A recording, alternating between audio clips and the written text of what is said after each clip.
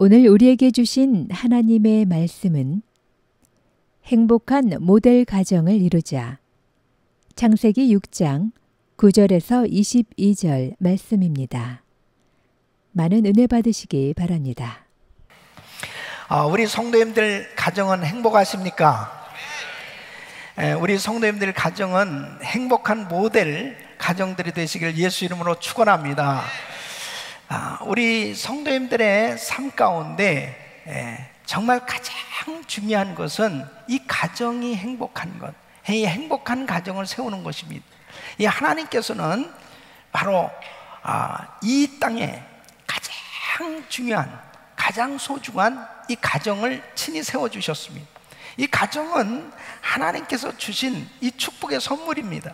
이 가정을 통해서 하나님께서 사랑을 주시고 하나님께서 안식을 주시고 이 가정의 놀라운 평강으로 이 가정을 하나님께서 사용하셔서 이 가정을 통해서 많은 하나님의 자녀들을 축복하시고 세워가고 계신 것입니다. 그래서 이 가정은 너무나 중요한 것입니다. 가정이 건강해야 바로 교회가 건강하고 이 사회가 건강해질 수가 있는 것입니다. 가정은 너무나 소중한 하나님께서 이 땅에 세워주신 축복된 기관인 것입니다. 그런데 이 가정을 넘어뜨리려고 하는 이 사탄 마귀는 아담과 하와의 가정을 넘어뜨리고 그리고 오늘날까지 계속 이 가정을 파괴하고 있는 것입니다. 여러분 보세요. 창세기 1장 27절 28절 보면 하나님이 자기 형상 곧 하나님의 형상대로 사람을 창조하시되 남자와 여자를 창조하시고 바로 이 가정을 만들어 주신 거예요. 하나님이 그들에게 복을 주시며 그들에게 이르시되 생육하고 번성하여 땅에 충만하라 말씀하셨습니다.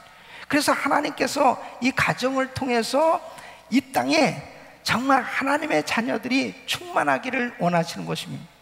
그런데 여러분, 이 가정을 무너뜨리려고 하는 이 사탄 마귀는 오늘날 이 동성 결혼이라고 하는 이 마귀의 괴계를 통해서 이 가정을 없애려고 역사하고 있는 것입니다. 참으로 안타까운 것은 이 장로 교단 가운데, 최대 장로 교단 가운데 이 결혼의 정의를 변경해서 이 상정한 이 안을 지금 통과시키려고 참 노력을 하는 그런 모습을 보면서 너무너무나 안타까운, 그게 무슨 얘기냐면은 가정의 정의는 한 남자와 한 여자로 구성된다 이렇게 돼 있어요. 이것을 어떻게 변경하느냐? 두 사람의 결합이 가정인, 그러니까 남녀의 결합이 두 사람의 결합으로 이렇게 변경된 이 안을 만들어서 이제 이것을 교단적으로 통과하려고 하는 것입니다. 만일 하나님을 모르는 정치인들이라면 모르겠어요. 그런데 아니 하나님의 말씀을 가르치고 말씀을 전할 이 목사들이 이 도무지 이 결혼의 정의조차도 이렇게 잘못 이렇게 변경을 하려고 한다고 하는 것은 참으로 가슴이 아픈 것입니다.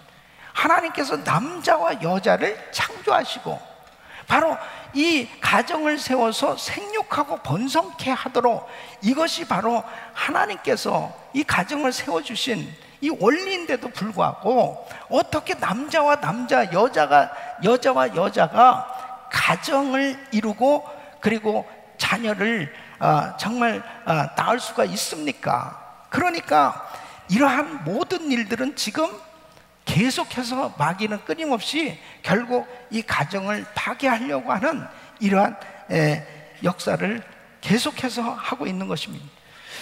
그래서 참 오늘날 끊임없는 이 사회 문제는 가정의 문제라고 말할 수 있습니다. 이 가정의 정의부터 잘못되면 그 다음에는 가정은 볼 것도 없습니다. 결국 무너지기 시작하는 것입니다. 저는 오늘 이 말씀을 준비하면서 정말 행복한 이 모델 가정을 세워야 되겠는데, 성경에 보면은 정말 이 행복한 모델 가정을 참 찾아보기가 굉장히 어렵습니다.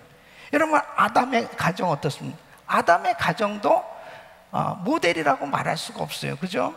예. 또 아브라함의 가정 어떻습니까? 아브라함의 가정도 보면은 하가를 통해서 이스마엘을 낳았다고요. 결국 이 이스마엘과 이 사라가 난 이 아들 이삭과 또 싸우죠. 그리고 결국 하갈과 이스마엘을 내쫓습니다. 이 가정도 그렇게 썩 건강한 가정이라고 말할 수 없죠.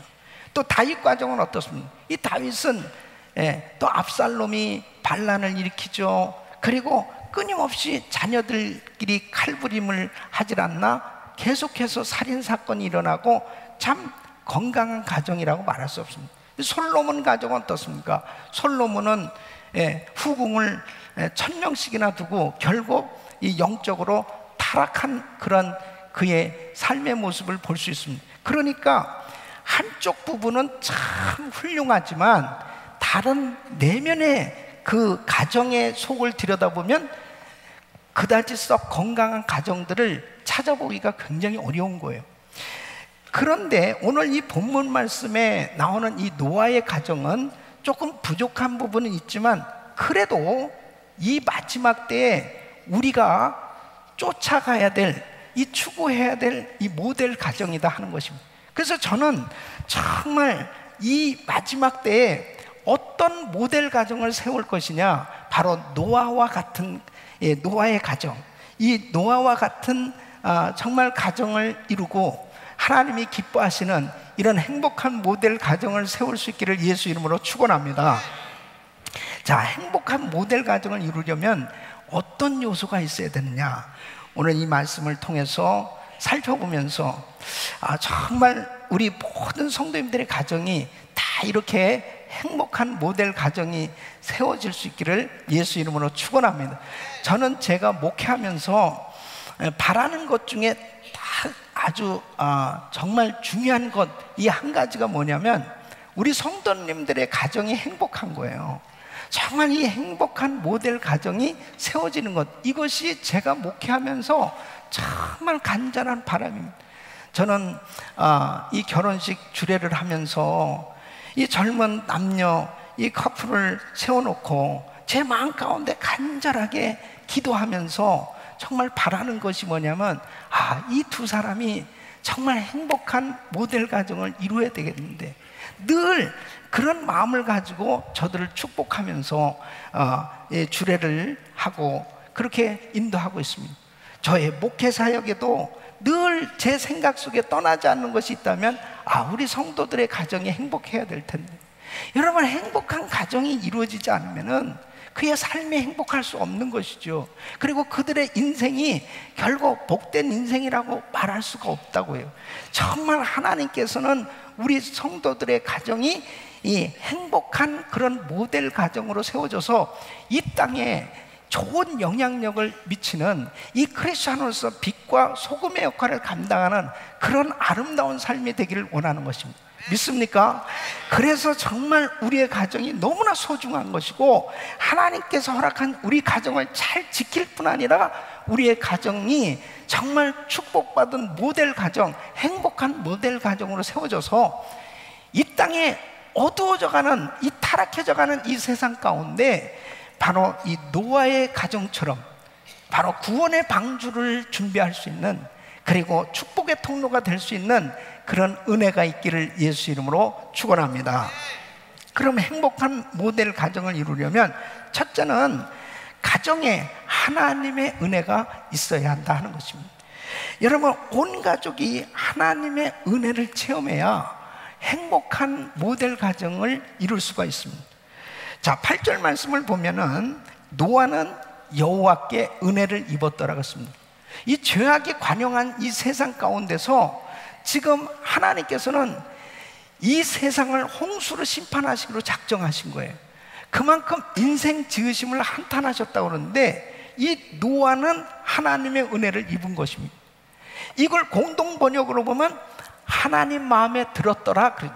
그러니까 세상을 바라볼 때 하나님께서 너무 가슴 아픈데, 바로 이 노아를 볼 때는 하나님이 참 기뻐하셨다는 것입니다.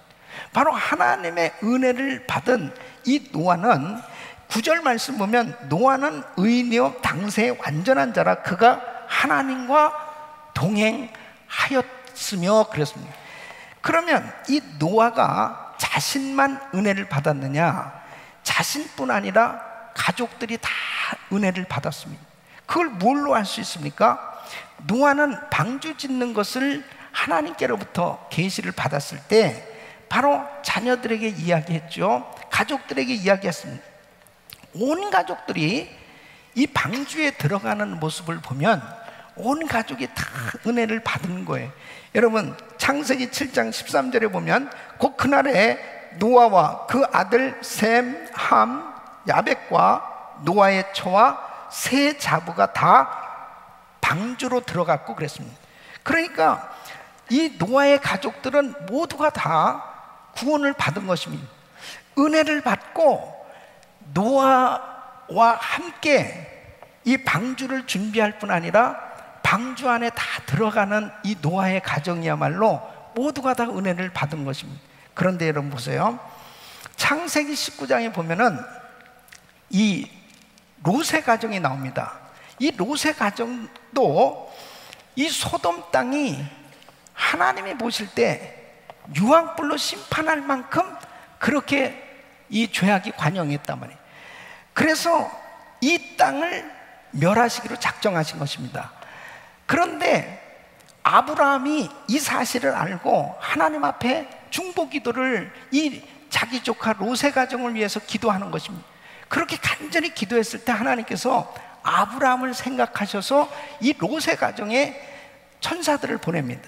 그래서 창세기 19장 12절에 보면 그 사람들이 롯에게 이르되 이후에 내게 속한 자가 또 있느냐? 네 사위나 자녀나 성중에 내게 속한 자들을 다 성 밖으로 이끌어내라 그랬습니다. 이 말을 들었을 때 14절에 보면 이제 롯이 가족들을 불러 모았습니다. 이 롯이 나가서 그 딸과 정혼한 사위들에게 고하여 이르되 여호와께서 이 성을 멸하실 터이니 너희는 일어나 이곳에서 떠나라 하되 어떻게 했다고요? 그 사위들이 농담으로 여겼더라 그랬습니다. 그러니까 이 가족들이 은혜를 못 받은 거예요. 그러니까 그렇게 안타까운 마음을 가지고 지금 빨리 이 성을 떠나야 된다 라고 이야기를 하는데 농담으로 여기고 있는 것입니다. 결국은 이 롯의 사위들은 유황불로 심판할 때 결국 그 성에서 다 망한 것을 볼 수 있습니다. 여러분, 이 가정이 정말 온 가족이 은혜를 받지 못하면 불행한 것입니다. 그러나 노아의 가정은 모두가 다 함께 은혜를 받고 구원을 받게 되었던 걸 볼 수 있습니다. 사도행전 10장에 보면은 고넬료 가정의 이야기를 합니다. 이 10장 2절에 보면 이 고넬료는 이방인이요 백부장이었습니다. 그런데 그가 경건하여 온 집으로 더불어 하나님을 경외하며 그랬습니다. 그 온 가족이 다 은혜를 받은 것입니다. 참 축복받은 게 뭐냐면요, 이렇게 고넬료가 항상 하나님 앞에 기도할 때 하나님께서 은혜를 베풀어 주시는데 사도 베드로를 그 집에 보낸단 말이에요. 그랬을 때 이 사실을 알고 사람을 보내서 이 고넬료 가정으로 이 베드로를 초청해 왔을 때 그때 24절 보면 고넬료가 일가와 가까운 친구들을 모아 기다리더니 그랬습니다. 그러니까 온 가족에게 은혜가 있으니까 이 베드로가 말씀을 증거하는데 그 말씀을 들으면서 다 은혜를 받는 거예요. 모두 성령 충만함을 받았습니다. 이 바로 그들은 이 고넬료뿐 아니라 온 가족이 다 이렇게 축복을 받는 그런 이 가정, 얼마나 행복한 가족입니다. 할렐루야.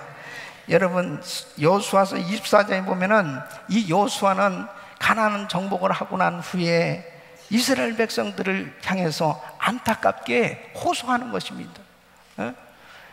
절대로 우상을 섬기지 말아야 될 텐데 이제 결단을 하라는 것입니다.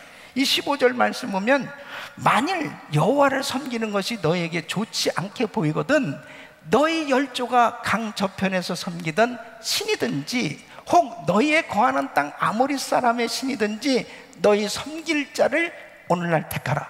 오직 나와 내 집은 여호와를 섬기겠노라.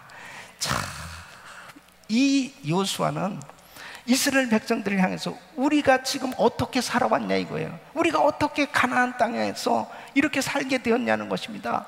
하나님의 은혜 아니냐는 거예요.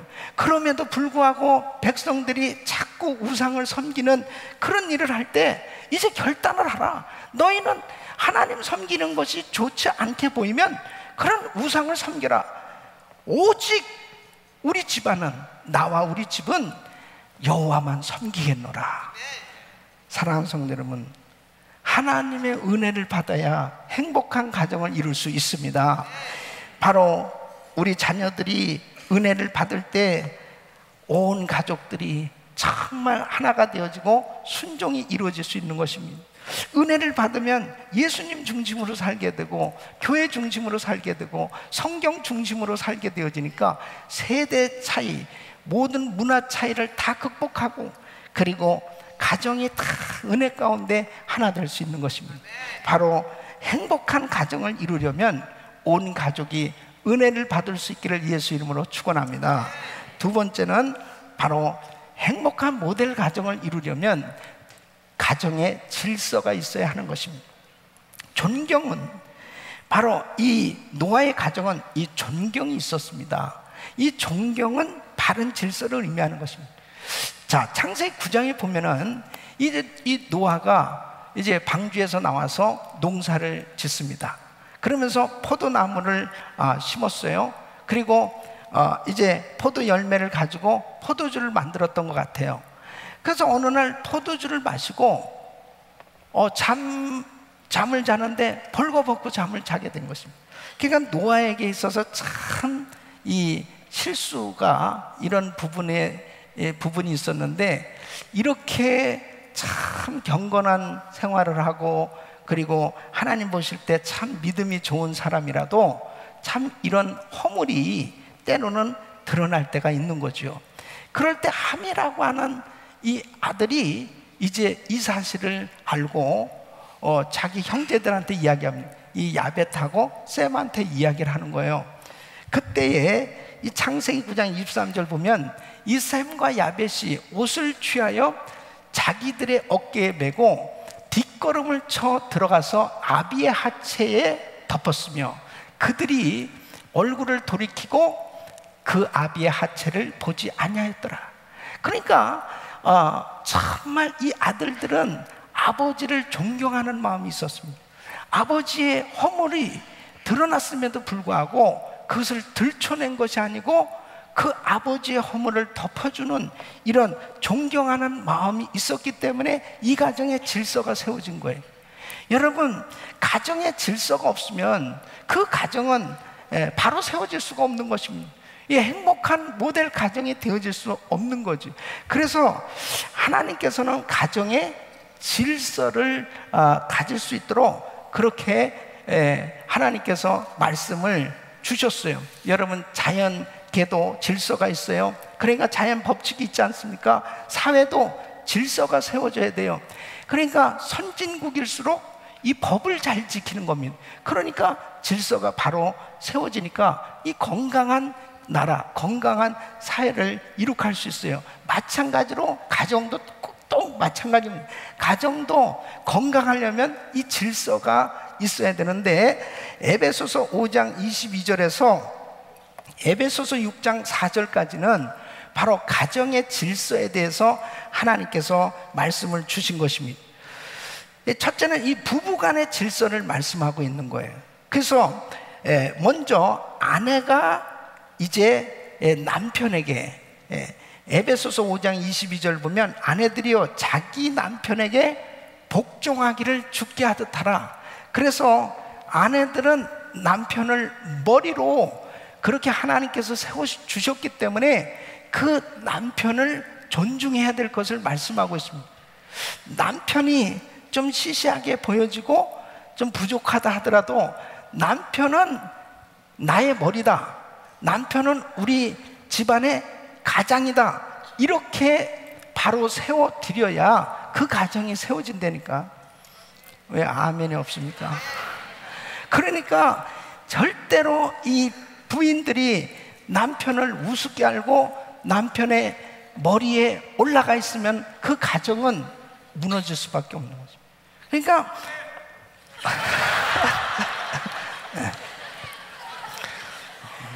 그 가정은 건강한 줄 믿습니다. 그래서 반드시 이 질서가 정말 중요한 것입니다. 여러분, 남편들은 어떻게 되냐? 에베소서 5장 28절 보면 남편들도 자기 아내 사랑하기를 제 몸같이 할지니 그랬습니다. 그러니까 이 남편들은 아내를 자기 몸같이 사랑하라는 것입니다. 이건 남편들이 아멘을 해야 되는데 여자들이 아멘을 하네.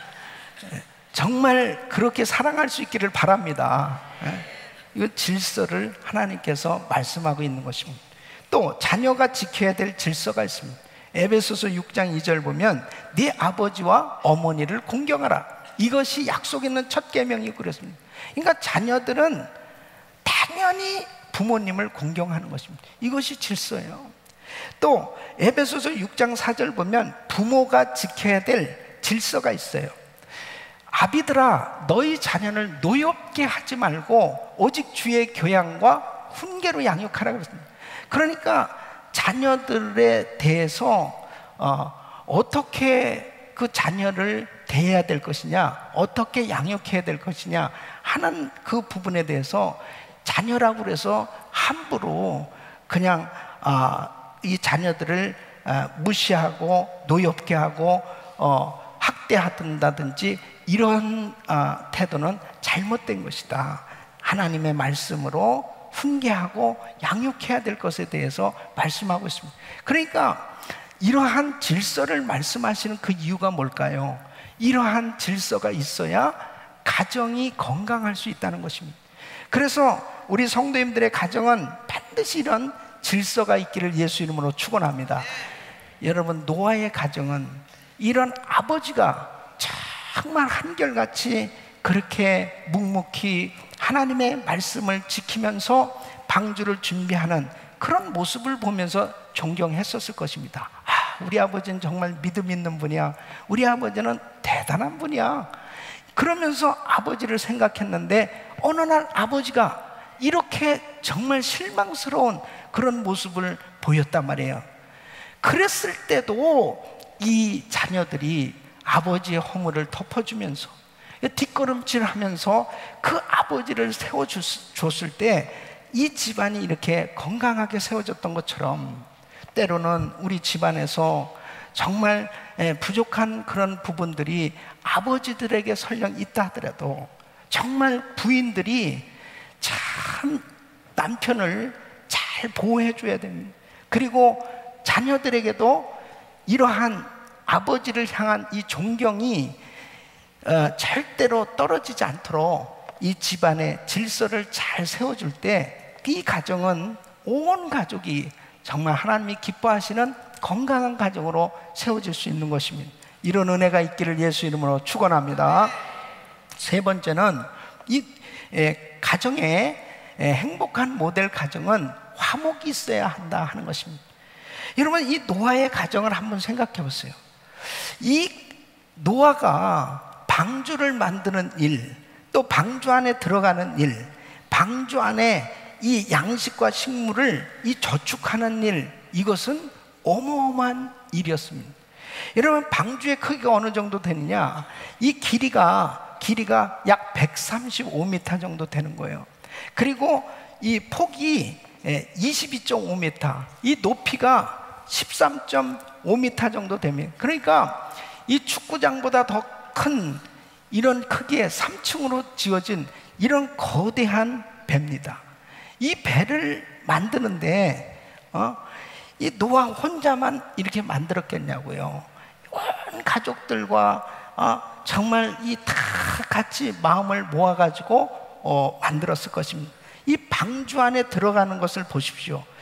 모든 이제 방주 안에 들어가야 될 것을 우리 주님께서 말씀하시는데 이 18절 말씀 보면 네 아들들과 네 아내와 네 자부들과 함께 그 방주로 들어가고 19절에 혈육 있는 모든 생물을 너는 각기 암수 한 쌍씩 방주로 이끌어들여 너와 함께 생명을 보존케 하되 새가 그 종류대로 육축이 그 종류대로 땅에 기는 모든 것이 그 종류대로 각기 둘씩 네개로 나오리니 그 생명을 보존케 하라. 그러니까 이 포유류, 조류, 파충류, 그래서 학자들에 의하면 보통 약 16,000마리 이상이 되지 않겠느냐. 그러니까 엄청난 그 종류의 이 동물들이 방주 안으로 들어간 것입니다. 그러니 이 동물들이 먹을 거를 한번 생각해 보세요. 21절 말씀 보면 너는 먹을 모든 식물을 네개로 가져다가 저축하라 그랬습니다. 이것이 너와 그들의 식물이 되리라는. 그러니까 이런 식물을 저축하고 이 방주를 만들고 이렇게 하는 모든 일에 있어서 이 가족들이 화목하지 않았으면 이런 일이 절대로 될 수 없는 것입니다. 아들 중에 하나가 아버지 이게 미친 짓 아닙니까? 이걸 뭐하러 만들어야 됩니까? 또 부인이 이러는 것은 왜 해야 됩니까? 맨날 허구한 날 방주를 만들어야 됩니까? 이리저리 서로 계속 어떤 큰 일을 해야 되겠는데 가정이 화목하지 못하면 정말 축복된 일임에도 불구하고 그 일을 하지 못하고 쓸데없는데 다 에너지를 낭비하고 마는 것입니다. 그래서 하나님 앞에 정말 가정이 화목해야 하나님이 기뻐하시는 그런 축복된 사역이 이루어질 수 있고 하나님께서 정말 명하신 그 사명을 감당할 수 있는 줄로 믿습니다. 화목한 가정을 만드는 것, 이것이 얼마나 중요한 건지 여러분 잠언 17장 1절 보면 마른 떡 한 조각만 있고도 화목하는 것이 육선이 집에 가득하고 다투는 것보다 나으니라 그랬습니다. 아무리 많은 그런 물질을 가지고 좋은 환경 가운데 산다 하더라도 부부가 다투고 가정이 화목하지 않는다면 그것이 행복이겠습니까? 가난하다 하더라도 우리 가족들이 화목하다면 그것이 가장 큰 행복인 거예요. 그래서 가장 중요한 것은 이 가정이 화목해야 되는데 가정이 화목하기 위해서는 첫째, 가족 복음화가 이루어져야 된다 하는 것입니다. 노아의 가족이 모두 은혜를 받은 것처럼 우리 성도님들의 가족이 다 은혜 받으시길 예수 이름으로 축원합니다. 여러분 보세요. 가족이 복음화된다, 가족이 은혜를 받아야 된다는 것은 왜 그렇게 중요하냐? 화목한 삶의 결정적인 역할을 하는 것입니다. 여러분 가족 가운데 종교가 달라 보십시오. 이거 보통 심각한 게 아닙니다. 요즘 이 무슬림권에서는 부인이 성경책을 읽었다고 그래가지고 그 부인하고 딸을 생매장시키는 일이 벌어졌습니다. 또 뿐만 아니라 자기 아들이 예수를 믿는다는 것 때문에 그 아들을 죽이는 거예요. 딸도 죽이는 거예요. 그러니까 이게 참 아주 비극적인, 과연 이 무슬림에서 그런 식으로 정말 가르치는 그런 부분들이 너무나 안타까운 것이죠. 종교가 다를 때 비극적인 그런 일들이 생겨지는 그런 모습들도 보게 됩니다. 여러분 가정에 보세요. 남편은 예수를 잘 믿고 아내가 안 믿는다든지, 집안에 불신자가 있을 때, 가족 가운데 불신자가 있으면 이 가정이 화합하기가 정말 어렵습니다. 또 이 신앙의 수준이 다를 때, 한 사람은 성령으로 거듭나서 성령 충만한 가운데서 정말 주를 섬기는 그런 시간이 너무 행복하고 예배 참석하는 것이 너무 기쁜데, 한 사람은 정말 교회 나오는 게 너무너무 괴로운 거예요. 그냥 주일날 교회 나오는 것이 도살장에 끌려가는 것 같이 억지로 그냥 이렇게 멀고도 험한 길인지 여기까지 오는 게, 그래서 왜 이렇게 주일날이 자주 돌아오냐 그러면서 그냥 할 수 없이 마지못해서 나오는 사람이 삼부 예배는 없고, 삼부 예배는 다 은혜 충만한 분들이 오셨습니다. 여러분 이 신앙의 수준이 같고 신앙의 온도가 같다는 것은 참 축복입니다. 이게 가족이 다 함께 은혜를 받는 게 얼마나 중요한 건지 모르는. 한 번은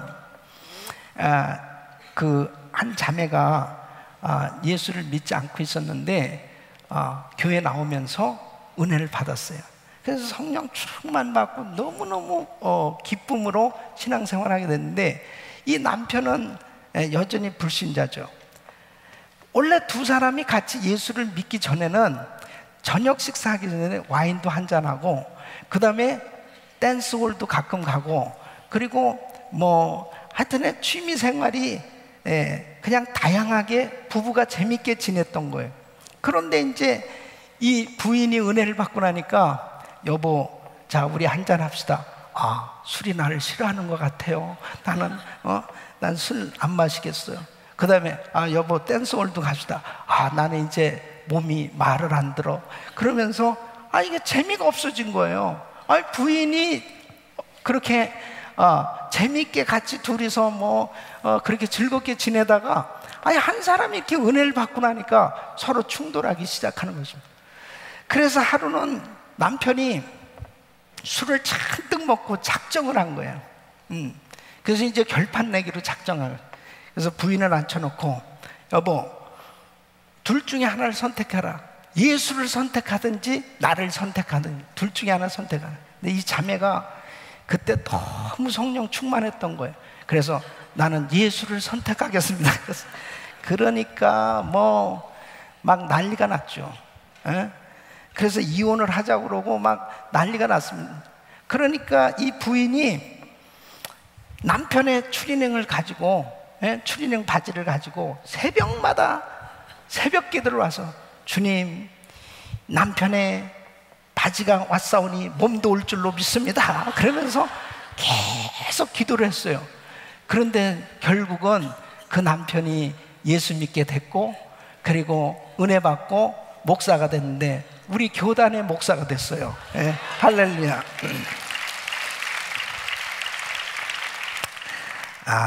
이게 참 오래전 얘기인데요. 어쨌든 다 그 일들은 잘된 일이죠, 그죠? 얼마나 잘된 일이에요. 생각해보면 그 부부가 참 행복한 그런 삶이 됐으니까. 그러나 만일 끝까지 한 사람이 은혜를 못 받으면 참 불편하기 짝이 없는 것입니다. 그러니까 정말 신앙생활하면서 중요한 것은 이 부부가 같이 성령 충만을 받고 은혜를 받아야 행복한 화목한 가정이 될 수 있는 줄로 믿습니다. 우리 자녀들도 마찬가지예요. 자녀들이 공부 잘하는 것도 중요하고 정말 사회적으로 잘 되는 것도 중요합니다. 그러나 우리 자녀가 만일 예수 믿지 않는다면, 성령으로 거듭나지 못했다면 어떻게 할 거예요? 우리 온 가족이 먼저 다 예수 믿고 성령으로 거듭나서 함께 기쁨으로 신앙생활을 할 수 있어야 정말 그 가정이 행복한 거 아니겠습니까? 바로 가정의 복음화가 먼저 이루어질 수 있기를 예수 이름으로 축원합니다. 그래서 신앙생활하면서 참 부부가 함께 같이 은혜 받고 이렇게 같이 교회를 나와서 함께 예배를 드리고 봉사도 하고 정말 신앙생활을 기쁨으로 할 수 있는 가정이 됐을 때 얼마나 행복하냐 이거예요. 그러니까 정말 한쪽이 지금 아직 은혜를 못 받고 있다면 빨리 하나님의 은혜를 체험하고 정말 함께 같이 행복한 가정을 이룰 수 있기를 예수 이름으로 축원합니다. 저는 제가 결혼할 때 제 아내한테 이렇게 이야기를 했습니다. 나랑 결혼하면 4가지가 보장된다. 4가지가. 첫째는 신앙생활을 보장한다 그랬습니다. 그래서 제가 그때 신학생이었거든요. 그러니까 나랑 결혼하면 예배 마음껏 드릴 수 있고, 그리고 금식하려면 금식하고 뭐든지 교회 가서 봉사도 할 수 있고 다 신앙생활이 보장된다고 그랬어요. 여러분, 이런 남편하고 사는 게 얼마나 축복입니까? 교회 가고 싶어도 교회 못 가게 하고 신앙생활 못하게 하면 얼마나 괴로운 거예요. 그 신앙생활을 보장한. 두 번째, 고난을 보장한다. 그러니까 결국 뭐 주의종하고 살면 이사할 준비, 죽을 준비, 설교 준비 세 가지는 꼭 해야 된다고 하는데, 그러니까 무슨 뭐 좋은 집에 좋은 환경 뭐 그런 거하고는 상관없잖아요. 이 십자가 지고 가는 길이니까 신앙 고난을 보장. 세 번째는 상급을 보장한다 그래서 상급. 구레네 시몬이 억지로 십자가 지다가 복을 받은 것처럼 사모는 어쨌든 싫어도 같이 쫓아다니면서 주의를 해야 될 거 아니에요. 그러다 보면 상급 받는 거 아니겠어요? 그래서 상급이 보장된. 네 번째는 행복이 보장된다 그래서 행복. 뭐냐? 목사가 다른 여자 생각하겠냐 이거야. 당신만 생각한다면 이게 행복 아니냐 말이야. 그래서 지금 행복하게 살고 있습니다. 여러분, 사실 정말 제가 이렇게 은혜를 받고 나서 보니까 나랑 결혼할 파트너를 생각해도 신앙적으로 주 안에서 이렇게 살고 싶다 하는 그런 마음으로 구하게 되더라고요. 그리고 우리 자녀들도 역시 마찬가지입니다. 자녀들의 배우자를 선택할 때도 역시 마찬가지예요. 자기들이 같이 함께 신앙생활 잘 할 수 있는 그런 마음을 같이 할 수 있는 사람이 만나져야 그들이 행복할 수 있는 것입니다. 그래서 화목한 가정을 이루는 것이 첫째예요. 이 화목한 가정이 이루어지려면 반드시 가족 복음화가 먼저 이루어져야 된다는 것입니다. 두 번째는 가족 구성원 간의 말씀 실천이 구체적으로 이루어져야 되는 것입니다. 여러분 보십시오. 노아의 가족은 노아가 하나님의 말씀을 들었을 때 바로 이 말씀을 그대로 실천했기 때문에 방주도 준비했고 구원을 받을 수 있었어요. 만일 노아의 가족이 방주를 준비해야지, 그렇게 살아야지 하고 실천하지 못했으면 이들에게 구원이 이루어지지 못했을 것입니다. 우리가 가정이 화목하려면 반드시 한 말씀씩이라도 그걸 실천하는 것이 참 중요합니다. 여러분, 에베소서 4장 26절 27절 보면 분을 내어도 죄를 짓지 말며 해가 지도록 분을 품지 말고 마귀로 틈을 타지 못하게 하라 그랬어요.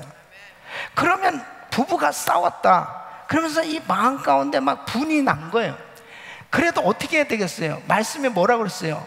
해가 지도록 분을 품지 말라고 그랬어요. 그러니까 여보 해가 지고 있어, 해가 지고 있어 해가 지고 있어, 이제 풀어야지. 그러면은 그렇지, 그럼 말씀대로 딱 풀어야죠.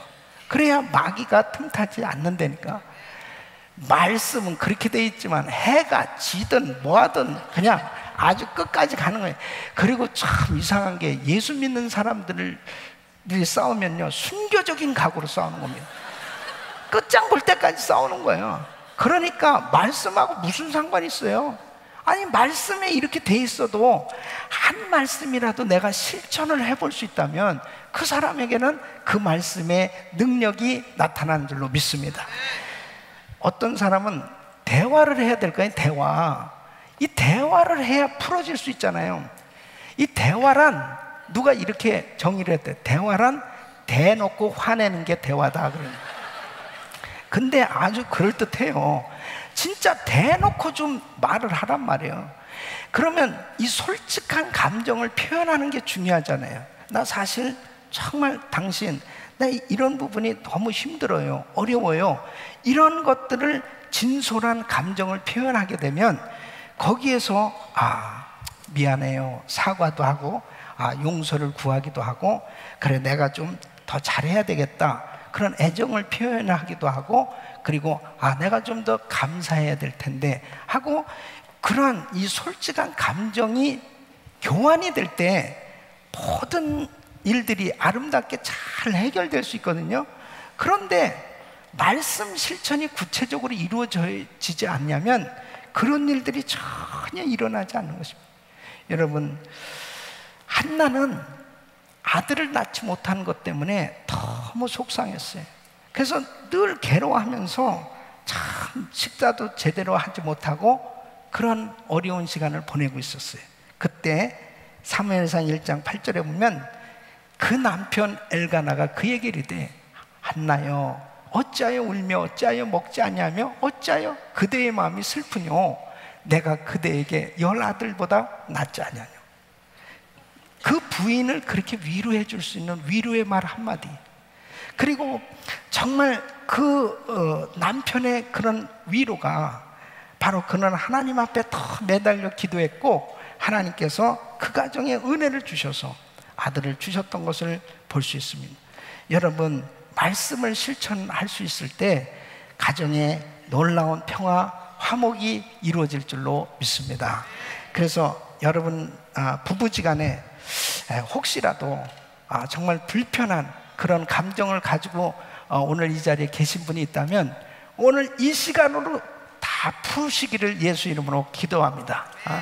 예수 이름으로 축원합니다. 다 풀어야 돼요.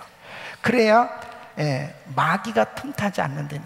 그래 정말 가정이 화목하고 행복할 수 있는 것입니다. 세 번째는 온 가족이 비전이 있어야 되는 것입니다. 여러분, 이 노아가 받은 비전 온 가족들에게 전달이 된 거예요. 그래서 온 가족이 함께 비전을 갖게 된 것입니다. 여러분, 오늘 이 본문 말씀 13절로 14절 보면 하나님이 노아에게 이르되 모든 혈육 있는 자의 강포가 땅에 가득함으로 그 끝날이 내 앞에 이르렀으니 내가 그들을 땅과 함께 멸하리라. 너는 잣나무로 너를 위하여 방주를 짓되 그랬습니다. 그러니까 이 홍수로 심판할 테니 너는 방주를 준비하라. 하나님께서 비전을 주신 거예요. 이 비전을 받았을 때 이 구체적으로 방주 만드는 방법, 그리고 가족들과 이 동물들 생존을 보존할 수 있는 방법을 하나님께서 가르쳐 주셨을 때 이 노아가 받은 이 비전이 온 가족에게 잘 전달이 된 겁니다. 그러니까 온 가족들이 다 함께 120년 동안 오직 한 길로 이 비전을 이루는 삶을 살았던 것을 볼 수 있습니다. 그러니까 결국 온 가족이 다 구원을 받고 결국 이 축복된 그런 가정을 이룩 했던 것을 볼 수 있습니다. 여러분, 여러분의 비전은 무엇입니까? 여러분 가족의 비전은 무엇입니까? 정말 목숨을 걸 수 있는, 그리고 이 표대를 정해놓고 같이 함께 우리 온 자녀들과 함께 이루고자 하는 그 비전이 있느냐 말이에요. 이 비전을 이미 하나님께서 성경을 통해서 우리에게 주셨습니다.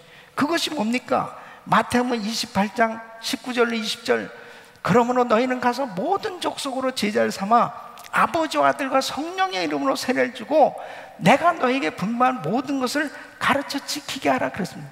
세상 끝날까지 내가 너희와 항상 함께 있으리라 하시니, 그러니까 교회를 세워주신 목적도 바로 우리가 이 땅에 살아가는 이유 중에 하나가 뭐냐? 바로 복음을 알지 못하고 사는 수많은 사람들에게 하나님의 사랑, 이 복음을 전해서 그들도 하나님을 만날 수 있도록, 그들도 예수 믿고 구원받을 수 있도록 그렇게 주님의 제자로 세우는 이 일을 하라는 것입니다. 이 일을 내가 지금 하는 사업을 통해서, 내가 지금 가지고 있는 달란트를 통해서 나의 모든 것들을 다 사용해서 죽어가는 영혼을 살리는 것, 이 일이 바로 하나님께서 우리 가정에 허락하신 비전이에요. 믿습니까? 바로 우리 교회의 비전이 주님의 지상명령을 수행하는 교회가 되는 것입니다. 이것은 주님께서 우리에게 허락하신 축복된 사명입니다. 이 일을 할 때 바로 우리 가족은 정말 보람이 있는 것입니다. 여러분, 저는 오늘 아주 귀한 선교사 가정을 소개하려고 합니다. 이 윌리엄 훌이라고 하는 이 선교사님 가정입니다. 이 윌리엄 훌과 부인 로제타는 다 두 사람 다 의사입니다.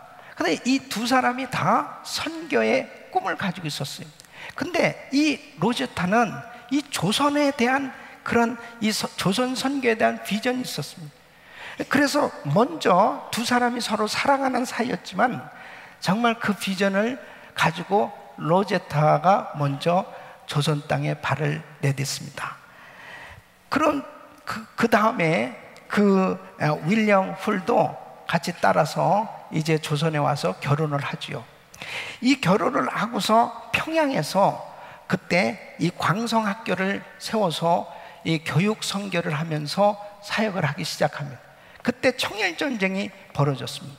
그래서 이 평양은 완전히 전쟁터가 되었고 많은 사람이 죽고 그 다음에 이 부상을 당했을 때 의사니까 그 사람들을 치유해주는 일을 하다가 이 윌리엄이 결국 병에 걸립니다.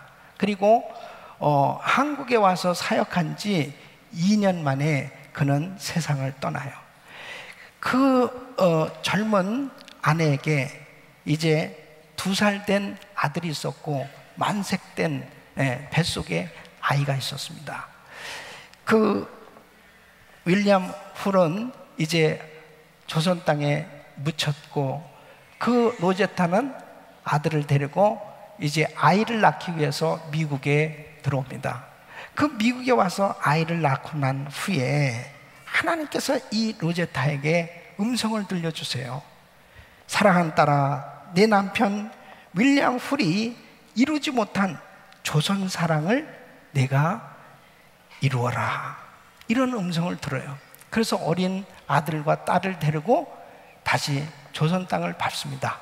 그러면서 열심히 이제 사역을 하는 가운데 너무너무 안타깝게 그 어린 딸이 또 전염병에 걸려서 세상을 떠나게 됩니다. 그래서 이 남편과 딸을 잃어버리고 이제 어린 아들을 데리고 사역을 하기 시작하는데 43년 동안 조선 땅에서 사역을 하면서 엄청난 일들을 합니다. 최초의 맹인 학교를 이분이 세워요. 그 다음에 광해 여원이라고 여자 환자들만 돌보는 병원을 세웠고 이화여대 부속병원, 그 다음에 경상 여자의학 전문학교, 지금의 이제 고려의대예요. 이런 학교들 사역과 병원을 세우고 이렇게 엄청난 사역을 하시다가 이분도 세상을 떠납니다. 그 아들 이 쇼도 홀은 그때 당시에 너무나 이 결핵 환자들이 많았던 거예요. 이 폐결핵으로 세상을 떠난 사람들이 너무 많이 있었습니다. 그래서 결핵협회를 창설하고 이 크리스마스 씨를 만들어서 이 결핵 퇴치 운동을 하게 됩니다. 그리고 이 가족들은 이제 이 조선 땅, 이 한국 땅을 그토록 사랑하고 그리고 이렇게 엄청난 사역들을 이루고 세상을 떠나서 양화진 선교사 묘지에 온 가족이 다 묻혀 있어요. 여러분 보십시오. 한 가정이 이렇게 선교의 비전을 가지고 정말 그 척박한 땅, 이 조선 땅, 정말 어려울 수밖에 없는 선교가 안 됐던 미전도 종족과 같은 그런 조선 땅에 와서 말도 제대로 안 통하는 그런 어려운 땅에 와서 정말 그들이 사랑으로 참 학교를 세우고 병원을 세우고 그리고 그 귀한 복음 사역을 감당했을 때 오늘날 그분들이 세운 학교와 병원이 지금 어떻게 되었습니까? 엄청난 영향력을 끼치는 그러한 사역의 장으로 이루어진 것을 볼 수 있습니다. 여러분, 가정이 하나님이 기뻐하시는 온 가족이 그렇게 주님이 원하시는 비전을 가지고 그 비전을 이루어가는 삶을 살 때 선한 영향력, 축복된 영향력을 미치면서 정말 하나님이 기뻐하시는 아름다운 사역이 이루어지는 것입니다. 우리 사랑하는 성도 여러분, 정말 여러분의 가정은 어떤 비전을 가지고 있습니까?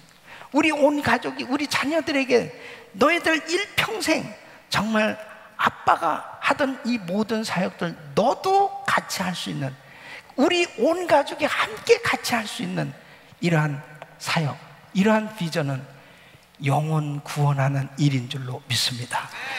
바로 아직도 정말 예수 소리 한 번도 들어보지 못하고 죽어가는 수많은 미전도 종족들, 우리 예수님이 오실 날이 가까운 이때에 세상은 노아의 때와 같이 이렇게 타락해져 가고 있습니다. 하나님의 은혜를 받은 가정, 질서가 있는 가정, 그리고 화목한 가정을 통해서 하나님께서는 이 비전을 이루어 가시는 걸 꼭 믿으시고, 우리 모든 성도님들의 가정이 이렇게 아름다운 행복한 가정들로 세워져서 하나님이 기뻐하시는 상급받는 삶이 되시기를 예수 이름으로 축원합니다.